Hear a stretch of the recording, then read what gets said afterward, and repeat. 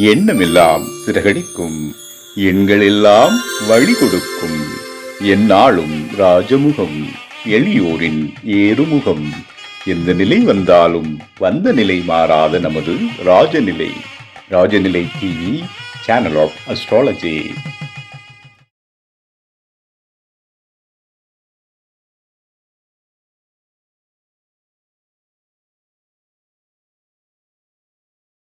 ஓம் காலகால ஈஸ்வராயன நமக. பிரபஞ்ச சக்திக்கு நன்றிகள். ராஜநிலை குழுமத்தின் 10வது மாத கருத்தரங்கம் ராஜநிலை டிவியில் ஒளிபரப்பாகி கொண்டிருக்கிறது. பார்த்து கொண்டிருக்க அத்தனை நேயர்களுக்கும் வரக்கூடிய தமிழ் புத்தாண்டு நல்வாழ்த்துக்களை தெரிவித்துக் கொள்கிறேன். மற்றும் இந்த விழாவினை தலைமையேற்று நடத்தி கொண்டிருக்கக்கூடிய மருதமலை குருஜி ஐயா அவர்களுக்கும், ராஜநிலை டிவியின் உரிமையாளர் மதிப்பிற்குரிய ராஜசேகர் ஐயா அவர்களுக்கும் மனமார்ந்த நன்றிகளும் வணக்கங்களும். மென்மேலும் நிறுவனம் வளரணும்னு இந்த புத்தாண்டுல நான் வணங்கும் காலகால ஈஸ்வரனை வேண்டிக்கிறேன். இந்த வருஷம் கரெக்டா பாத்தீங்கன்னா பராபவ வருஷம், தமிழ் வருடத்துல பராபவ வருஷம் ஆரம்பமாகுது. கரெக்டா ஒரு ரிஷப லக்னத்துல 9:38 வரக்கூடிய 14ஆம் தேதி சித்திரை மாதம் ஓப்பன் ஆகுது. இதுல பாத்தீங்கன்னா கிரகங்களை வச்சு நம்ம இந்த தமிழ் வருடம் இந்த கும்ப ராசி கும்ப லக்னத்துக்கு எப்படி இருக்கும் அப்படிங்கிறத பத்தியே நம்ம பேச போறோம். இந்த பராபவ வருடம் பாத்தீங்கன்னா இது ஒரு பொது பலன் ஃபர்ஸ்ட் சொல்லிட்டு அதுக்கப்புறம் இந்த கும்பராசி கும்ப லக்னத்துக்கு எப்படி இருக்குன்னு நான் சொல்றேன். இந்த பராபவ வருடத்தினுடைய தமிழ் பாடல் ஒண்ணு இருக்கு. இந்த வருஷாதி நூல்களை சொல்லியிருப்பாங்க. பராபவம் வந்த போது பசுக்கள் பெருகி வாழும், அரசர்கள் துன்பம் அடைவர், அரிசி விலை ஏறி நிற்கும் அப்படின்ட்டு. அப்படின்னா என்ன சொல்றாங்கன்னா பாட்டுல, பசுக்கள் பெருகி வாழும், கால்நடை வளர்ச்சி அதிகரிக்கும் அப்படின்னு சொல்றாங்க. விவசாயம் நல்லபடியா வளரும், ஆனா அரிசி விலை மட்டும் கூடும் அப்படிங்கிற ஒரு விஷயத்தை சொல்லியிருக்கிறாங்க. பாருங்க, தமிழ் மாதத்துக்காக சொல்லப்பட்ட இந்த பாடல்கள் என்னைக்குமே சோட போனதே கிடையாது. ஒரு இதுல பாருங்க, அரசர்கள் துன்பம் அடைவர்னு போட்டிருக்காங்க. இப்ப பாத்தீங்கன்னா எல்லா அரசாங்கமே பிரச்சனைக்குள்ளா இருக்கு. காரணம் எல்லாருக்குமே தெரியும். இஸ்ரேல் ஈரான் இந்த போருனால அரசர்களுக்குள்ள பிரச்சனை, ஒவ்வொரு நாட்டுக்குள்ள பிரச்சனை. அதனால இந்த பெட்ரோல் சார்ந்த விலைகள் கடும் உயர்வு, கேஸ் தட்டுப்பாடு. அப்ப என்ன ஆகும், ஆட்டோமேட்டிக்கா எல்லா விதமான விலைகள் ஏறும். அதனால அரசாங்கத்துக்கு பிரச்சனை, அரசர்களுக்கு இதனால துன்பம், மக்கள் கிட்ட இருந்து ஒரு கெட்ட பேர் உருவாயிடும். இந்த மாதிரி விஷயங்கள் எல்லாமே இந்த பாடல்ல சொல்லப்பட்டிருக்கு. இது இந்த வருஷத்துடைய பலாபலன்களாக சொல்லப்பட்டிருக்கு. அப்ப இந்த வருடம் முழுவதுமே நம்ம கவனமா இருக்க வேண்டியது தானியங்கள்ல கவனமா இருக்கணும். தானியங்களை சேமிச்சு வச்சுக்கிறது நல்லது. விவசாயம் பெருகும், கால்நடை பெருகும், இது எல்லாமே நல்லா இருந்தாலுமே நம்ம தானியங்களை சேமிச்சு வச்சுக்கணும்னு சொல்றாங்க. அதே போல இந்த அரசர்களிடம் நம்மளும் பகச்சுக்க கூடாது. அரசாங்கத்தில் இருக்கக்கூடிய அதிகாரிகள் யாராக இருந்தாலும் இந்த வருடம் ரொம்ப கவனமாக நீங்கள் கையாளணும். இல்லை என்றால் உங்களுக்கு குற்றம் சேரும் சொல்லி இந்த பாடலுடைய கருத்தா முடியுது. ஸோ இதை ஃபாலோ பண்ணி அரசாங்க அதிகாரிகள் அரசருக்கு நிகரான, அதாவது முதலமைச்சர், இந்த அமைச்சர்கள் கேட்டகரியில் இருக்கவங்க எல்லாமே கொஞ்சம் கவனமாக இருக்கணும். நாட்டுடைய தலைவன் என்று அழைக்கக்கூடிய PM வரைக்குமே இது பொருந்தும். ஸோ எல்லாருமே தன்னுடைய விஷயங்களை பார்த்து கவனமா கையாண்டாங்கன்னா இந்த வருடம் அவர்கள் தப்பிச்சுக்குவாங்க. நம்ம ஏற்கனவே சொல்லியிருக்கோம், இதுக்கு முன்னாடி இருந்த பல கருத்தரங்களை, கேது என்னைக்கெல்லாம் சூரியன் வீட்டுக்குள்ள வருதோ அரசாங்கத்துக்கு பிரச்சனையும் நம்ம சொல்லியிருக்கோம். அதுவும் நடந்திருக்கு. இந்த வருடம் கண்டிப்பாக கவனமாக இருக்க வேண்டிய வருடம். சரி, நம்ம விஷயத்துக்குள்ள போயிடுவோம். இப்ப இந்த கும்பராசிக்கு இந்த தமிழ் வருடம் எப்படி இருக்கும், அதான் கான்செப்ட். அப்போ இந்த வருடத்துல இந்த வருடம் ஆரம்பிக்கும் பொழுது பாத்தீங்கன்னா கும்ப ராசியிலேயே பாத்தீங்கன்னா ராகு நிக்கிறாரு, 7ஆம் இடத்துல சிம்ம வீட்டுல கேது நிக்கிறாரு. அதுக்கப்புறம் 2ஆம் வீடான மீனத்துல சனியும், ஐந்தாம் இடமான நம்மளுடைய மிதுனத்துல குருவும் நிக்கிறாரு. குரு மாற போறாரு, மிக விரைவில் மாறிடுவாரு. இருந்தாலுமே நம்ம ஓப்பனிங் அன்னைக்கு என்ன இருக்கோ அதுதான் அந்த வருடத்தினுடைய ஜனன ஜாதகம். அது பிறக்கும்போது எப்படி ஒரு குழந்தை பிறக்கும்போது ஒரு ஜாதகம் உருவாக்குதோ அந்த வருடத்தினுடைய ஜனன ஜாதகம் இதுதான். இதை வச்சுதான் அந்த வருடத்தினுடைய பலாபலன்கள். இப்ப பாருங்க, சனி பாத்தீங்கன்னா ராகு முதல் ராகுவை பத்தி பேசுவோம். ராகு பாருங்க கும்ப ராசி கும்ப லக்னத்துக்கு 2 பேருக்குமே இது பொருந்தும், எழுதிக்கங்க. நம்ம எப்பவுமே லக்னத்தை தான் பேஸ் பண்ணுவோம், ராசிக்காரங்களும் இதை யூஸ் பண்ணிக்கங்க. கும்ப ராசியில ராகு நிக்கிறாரு. ராகு சனி வீட்டில் இருப்பது அப்படிங்கிறது பாத்தீங்கன்னா 3, 6, 11 ரொம்ப சிறப்பான ஒரு பாவம்.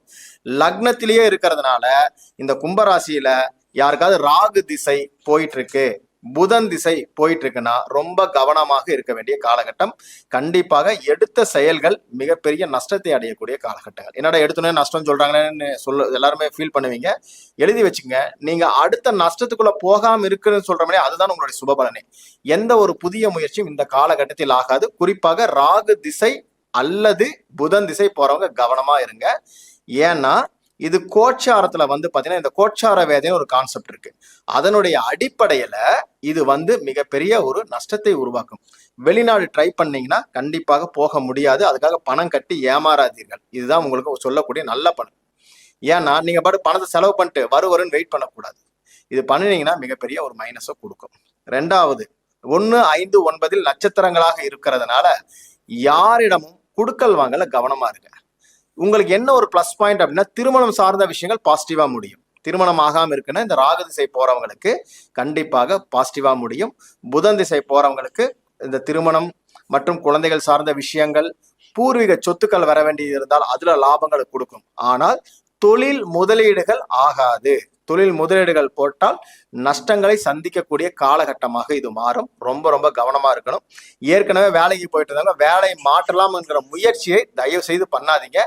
அது இன்னுமே உங்களுக்கு டிப்ரெஷன்ல கொண்டு போய் விடும். இந்த வேலை சரியில்லை, இன்னொரு வேலைக்கு போனாங்கன்னா இதை விட அது உங்களுக்கு மோசமாக அமையும். கவனமாக இருக்க வேண்டிய ஒரு ஆண்டு இது. சரி, இதே கும்பராசி கும்பலக்னத்துக்காரங்களுக்கு ஒரு கேது திசை போகுதுன்னு வச்சுக்கோங்களேன். அருமையான ஒரு காலகட்டம். என்ன சார் திசைகள்களா பலனா? ஆமா, திசாபுத்திகளின் அடிப்படையில் இந்த கோச்சாரம் வேலை செய்யும் பொழுதுதான் ஒரு நன்மையோ ஒரு தீமையோ உங்களை சேரும். அதை விட்டுட்டு மொத்தமா ராகு லக்னத்துல இருக்காரு, 7ல கேது இருக்காரு, கெடுதல்னு எடுக்கக்கூடாது. கேது திசை போகுது. இந்த கும்பராசி கும்பலக்னத்துக்காரங்களுக்கு கேது திசை போகுதுன்னா அது 7ஆம் இடத்துல இருக்கு. அதனுடைய நட்சத்திரங்களுடைய தன்மை எப்படி இருக்குன்னு பாத்தீங்கன்னா 3, 7, 11 என்கிட்ட சுபபாவத்தில் இருக்கு. இந்த சுபபாவம் என்பது என்னன்னு கேட்டீங்கன்னா அனைத்து விதமான பாகியங்களை அனுபவிக்கக்கூடியது. கேதுனாலே தடை நம்பிங்க. ஆனால் நம்ம என்ன சொல்றோம்னா பேலன்ஸ் தியரி அடிப்படையில அணி சார்ந்த கிரகங்கள்னு ஒரு கான்செப்டை பிரிப்போம்.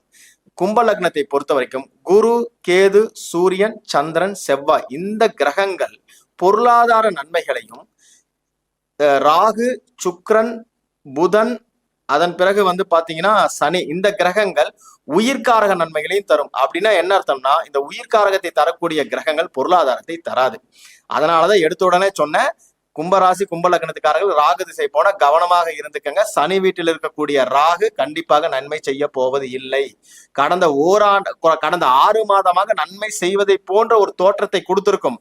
ஆனால் ராகு கேது பயிற்சி முடிவதற்குள் ஒரு மைனஸை கொடுத்துரும். அதனால நான் சொன்ன விஷயத்துல கவனமாக இருக்கணும். ராகு திசையோ புதன் திசையோ போனார். இதுக்கு பதிலாக கேது திசை நடக்குது சார், இவங்களுக்கு எப்படி இருக்கும் அப்படிங்கன்னா, கேது திசை போயிட்டு இருந்ததுன்னா அற்புதமான ஒரு ஆண்டு.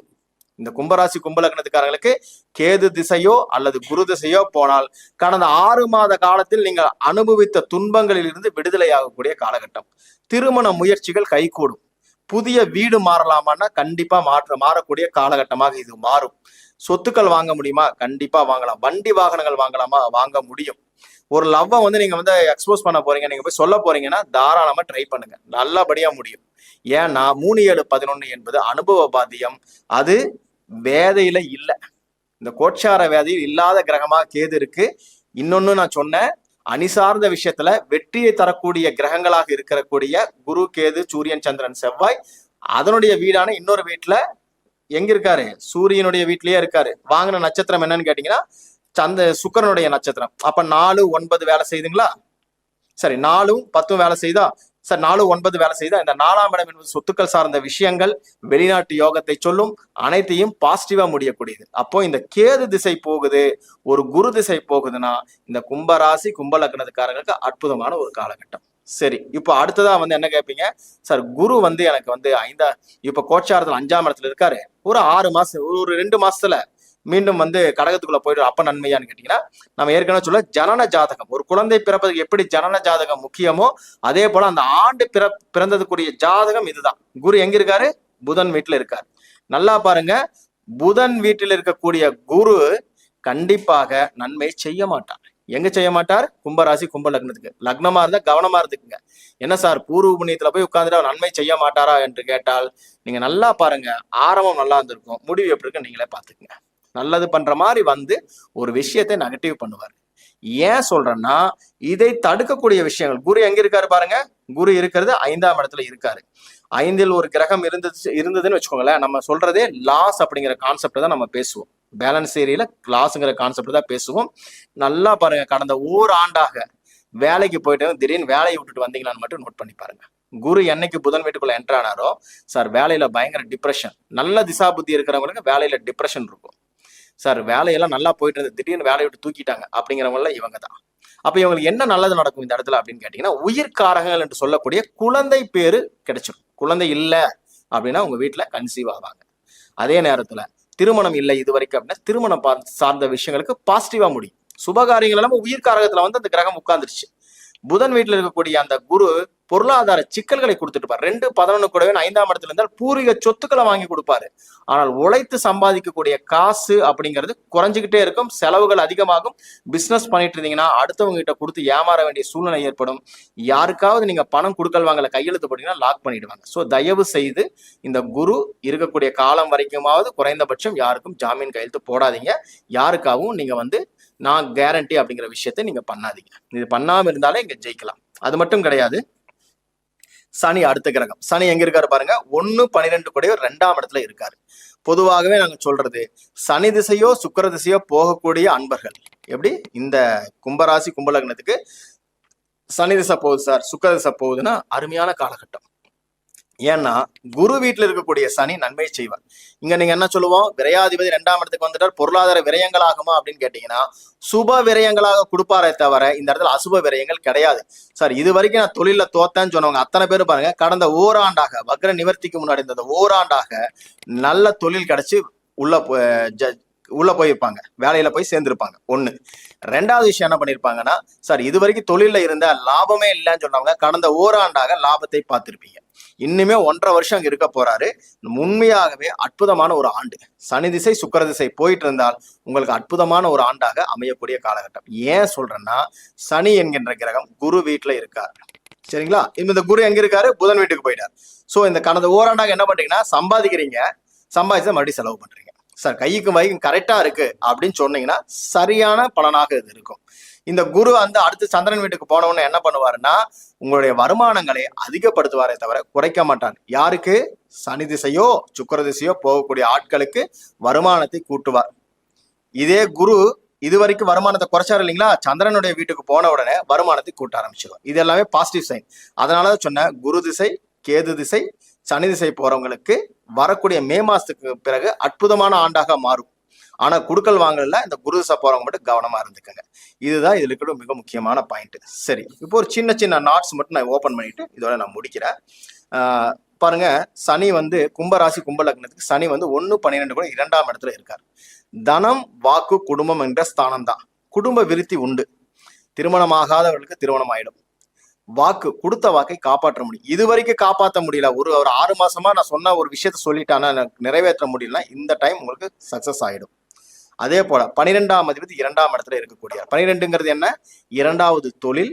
அது போக வெளிநாட்டு உத்தியோகத்தையும் அந்த 12ஆம் இடம் சொல்லும். சார் உத்தியோகத்துக்காக வெளியே ட்ரை பண்ணிட்டு இருக்கேன், இந்த வருஷம் எனக்கு கிடைக்குமானா கண்டிப்பாக கிடைக்கும். வெளிநாட்டு உத்தியோகம், வெளிநாட்டிலிருந்து வருமானங்கள், 2வது தொழில் ஆரம்பிக்கிறது எல்லாமே இந்த கும்பராசி கும்பலக்னத்துக்கு சனி திசையோ சுக்கிர திசையோ போனால் இது நடக்கும். இதுல பாத்துக்கங்க. சரி, இது போக என்ன ஆகும் அடுத்தது பாத்தீங்கன்னா, குரு அப்படிங்கிற 2-11 கூட 5ஆம் இடத்துல இருக்காரு. இது வரைக்கும் பாருங்க, குழந்தைகளுக்கான செலவுகள் அதிகமா பண்ணிருப்பீங்க. சில பேர் டெஸ்ட் டியூப் பேபிக்காக நிறைய செலவு பண்ணிருப்பீங்க. சில பேர் குழந்தைகளுடைய படிப்புக்காக செலவு பண்ணிருப்பீங்க. ஃபாரின்ல போய் படிக்க வைக்கிறதுக்கு செலவு பண்ணிருப்பீங்க. குழந்தைகளை ஸ்கூல் மாத்தி இதை விட பெட்டர் ஸ்கூல் ஆப்ஷன் இதெல்லாமே இங்க தேர்ந்தெடுக்கக்கூடிய காலகட்டம் இது. ஸோ இதற்கான செலவுகள் அதிகமாகக்கூடிய காலகட்டம். செலவுகள் எடுத்தீங்கன்னா நீங்க அதை பார்த்துக்கலாம். கலைத்துறையில் இருப்பவர்களுக்கு கடந்த ஓராண்டாக அற்புதமான ஒரு காலகட்டம். புதுசா நான் வந்து கலைத்துறையில என்டர் ஆயிருக்கேன், நான் புதுசா நடிக்க போறேன், நான் புதுசா ஒரு விஷயத்தை கண்டுபிடிக்க போறேன், இவங்களுக்கு எல்லாமே அற்புதமான கடந்த ஓராண்டாக இருந்தது. அடுத்த ஆண்டும் சிறப்பான ஒரு ஆண்டாகத்தான் வரப்போகுது. கடந்த ஓராண்டுன்னு சொல்லிட்டேன், இப்ப வரக்கூடிய புதிய ஆண்டும் சிறப்பான ஒரு ஆண்டு. அதே போல பாருங்க, கேது எங்க இருக்காரு, 7ஆம் இடத்துல இருக்காரு. கேதுனால தடை தாமதம் சொல்லுவாங்க. ஆனால் இந்த கும்பராசி கும்பலக்னத்துக்கு திருமணம் சார்ந்த விஷயங்களில் கேதுவானவர் நிவர்த்தியை தரப்போறார். இது வரைக்கும் ஆகாத திருமணத்தை நடத்தி வைக்க போறவரே அவர் தான். ஸோ இந்த ஆண்டு ட்ரை பண்ணுங்க. திசாபுதிகள் ஒத்துழைக்கிற பட்சத்தில் 100% பர்ஃபெக்டா நடந்துடும். ஏன்னா நான் ஏற்கனவே சொன்ன திசைகள் போகணும். கேது திசை குரு திசை இருக்கா, திருமணம் குழந்தைகள் சார்ந்த இஷ்யூக்கு அருமையான அற்புதமான ஒரு ஆண்டு. சரிங்களா? சரி, இதுல வந்து பாருங்க, இந்த குரு வந்து ஏற்கனவே சொல்லியிருக்க 2-11 கூடையவர் 5ஆம் இடத்தில். சரிங்களா? ஷேர் மார்க்கெட் இன்வெஸ்ட்மெண்ட் தயவு செஞ்சு பண்ணாதீங்க. மீறி பண்றதாக இருந்தால் லாங் டைம் இன்வெஸ்ட்மெண்ட் பண்ணுங்க. ஷார்ட் டைம் இன்வெஸ்ட்மெண்ட் பண்ணக்கூடாது. பண்ணுனீங்கன்னா லாஸ் வரும். சரிங்களா? அதே போல கேதுங்கிறவர் 3-7-11க்கு நட்சத்திரங்களாக இருக்கார், 7ஆம் இடத்துல இருக்கார். ஒரு பத்திரம் சார்ந்த விஷயத்துல நீங்க ஈடுபடுவீங்க, உங்களுக்கு அது லாபத்தில் முடியும். ஸோ சொத்து வாங்க விற்க அற்புதமான காலம். விற்கிறவங்களுக்கு லாபத்துல விற்கலாம், வாங்குறவங்களுக்கு சார் இது வரைக்கும் கிடைக்கலங்கிறவங்க எல்லாமே இந்த இடத்துல கிடைச்சு சந்தோஷமா இருக்கக்கூடிய ஆண்டு. சனியுடைய பாருங்க 2-6 நட்சத்திரமா இருக்காரு. 12ஆம் அதிபதி 2-6 நட்சத்திரமாக இருந்தால் குரு வீட்டுல இருக்கிற வரைக்கும் லாபத்தை கொட்டி கொடுத்துருவார். குரு வீட்டை கடந்து சனி செவ்வாய் வீட்டுக்கு போகும் பொழுது, நான் சொல்றேன் இன்னும் 1.5 வருஷம் இருக்கு, இருந்தாலுமே போய் சொல்லிடுறேன், தயவு செய்து தொழில கொஞ்சம் கவனமா இருந்துக்கங்க. இதுதான் இந்த புத்தாண்டினுடைய பலன்கள். ஏன்னா கும்பராசினால சார் ஆகா ஓஹோன்னு பேசுவாங்க, சில பேர் ஒண்ணுமே இல்லைன்னு பேசுவாங்க.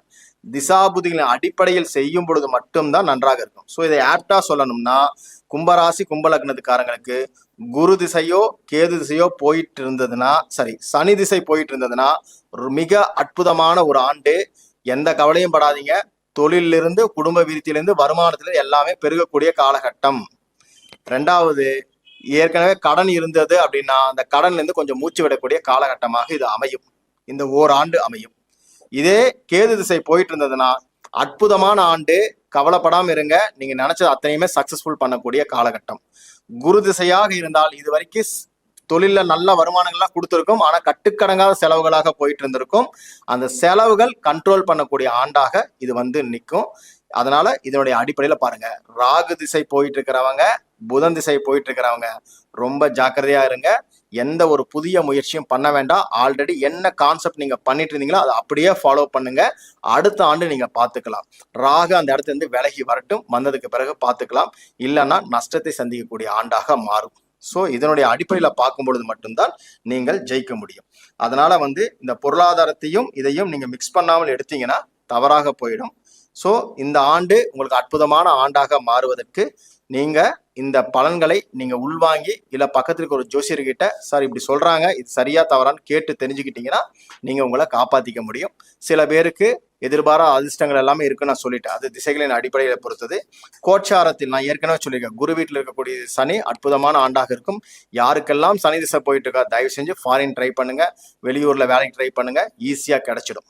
சரிங்களா? இதுதான் இந்த ஆண்டினுடைய பலன். வாய்ப்பு கொடுத்த அத்தனை நல்ல உள்ளங்களுக்கும் நன்றி பாராட்டி விடைபெறுகிறேன். நன்றி, வணக்கம். வாழ்க வளமுடன், வாழ்க வளமுடன், வாழ்க வளமுடன்.